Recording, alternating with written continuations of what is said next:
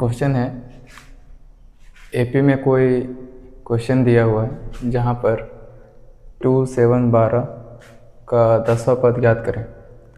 तो कोई भी 10वां पद ज्ञात करने के लिए सबसे पहले हम लोग को पता होना चाहिए कि पद कहते किसको हैं।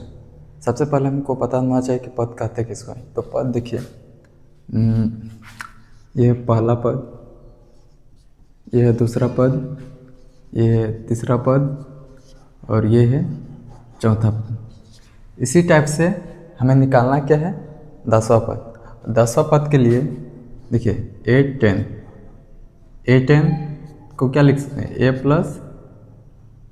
9D।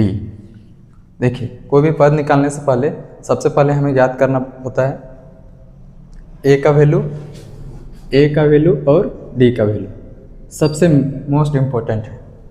A का वैल्यू और D का वैल्यू। तो सबसे पहले हमें यहाँ देखना है ये एपी में कि इसका A कौन है और D कौन है। अगर D नहीं पता है तो हमें ज्ञात करना होगा। देखिए जो पहले रहता है उसे A कहते हैं, तो A का वैल्यू कितना है, 2। इसी तरह अगर हम यहाँ देखें तो D का मतलब होता है डिफरेंस, इसको हिंदी में बोलते हैं सार्वंतर, इसको बोलते हैं सार्वंतर। इसका फॉर्मूला होता है A2 - A1 या फिर A3 - A2।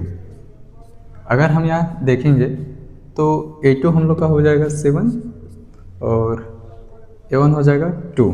अगर हम यहाँ डिफरेंस निकालेंगे तो 5 होगा। इसी तरह अगर हम A3 का निकालेंगे तो A3 में भी सेम होगा। अगर हम यहाँ 12 में -7 करेंगे तो यहाँ हमारा 5 हो जाएगा। तो हम लोग nवां पद के लिए एक फॉर्मूला होता है, जो फॉर्मूला है n A + n - 1 × D। देखिए ये पद, अब हमें निकालना क्या है, A10 अगर निकालेंगे तो देखिए A का वैल्यू है कितना, 2 + n कितना है, नंबर ऑफ संख्या 10 -1, D का वैल्यू कितना है, 5। देखिए यहाँ 5 है, तो अगर हम वैल्यू निकालते हैं 2 प्लस, देखिए यहाँ एक माइनस होगा तो कितना होगा, 9 × 5। देखिए 9 × 5 = 45, कितना हो जाएगा, 47।